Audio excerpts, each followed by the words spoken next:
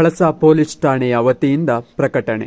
Second hand bike ಖರೀದಿಸುವಾಗ ಕಾನೂನಾತ್ಮಕ ದೃಷ್ಟಿಯಲ್ಲಿ ಖರೀದಿದಾರರು ಗಮನಿಸಬೇಕಾದ ಸಲಹಾ ಸೂಚನೆಗಳು. ದ್ವಿಚಕ್ರ ವಾಹನದ ಸ್ಥಿತಿಯನ್ನು ಕೂಲಂಕುಷವಾಗಿ ಪರಿಶೀಲಿಸಿ, ಸವೆತ, ತುಕ್ಕು ಅಥವಾ ಹಾನಿಯ ಚಿಹ್ನೆಗಳನ್ನು ಪರಿಶೀಲಿಸಿ. ಬೈಕಿನ ನಿರ್ವಹಣಾ ಇತಿಹಾಸವನ್ನು ಪರಿಶೀಲಿಸಿ. ನಿಯಮಿತ ಸೇವೆಯನ್ನು ಖಚಿತಪಡಿಸಿಕೊಳ್ಳಿ.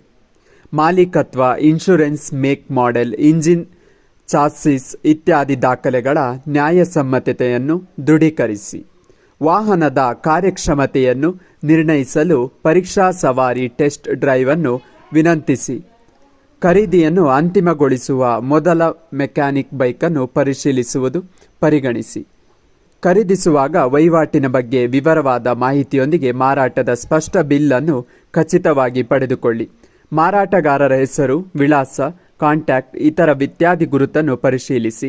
ಬೈಕನ್ನು ಕೂಲಂಕುಷವಾಗಿ ಪರಿಶೀಲಿಸಿ ಮತ್ತು ನಿರ್ವಹಣಾ ದಾಖಲೆಗಳನ್ನು ಪಡೆದುಕೊಳ್ಳಿ. ಸಾರ್ವಜನಿಕ ಸ್ಥಳದಲ್ಲಿ ಸಭೆ ಸೇರಿ ಮತ್ತು ಮಾರಾಟದ ನಿಯಮಗಳನ್ನು ವಿವರಿಸುವ ಲಿಖಿತ ಒಪ್ಪಂದವನ್ನು ಬಳಸುವುದನ್ನು ಪರಿಗಣಿಸಿ.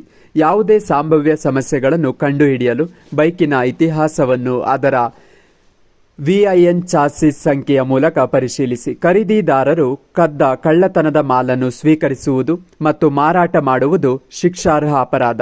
ಅವರನ್ನು ಕಾನೂನು ರೀತ್ಯ ಶಿಕ್ಷೆಗೆ ಗುರಿಪಡಿಸಲಾಗುವುದು.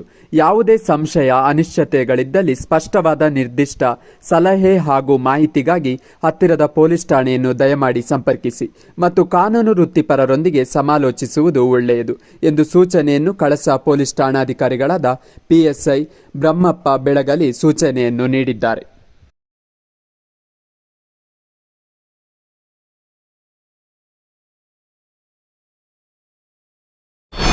ವಿಡಿಯೋ ನೋಡಿದ್ದಕ್ಕೆ ಧನ್ಯವಾದಗಳು. ಮುಂದಿನ ವಿಡಿಯೋದಲ್ಲಿ ಸಿಗೋಣ. ವಂದನೆಗಳು.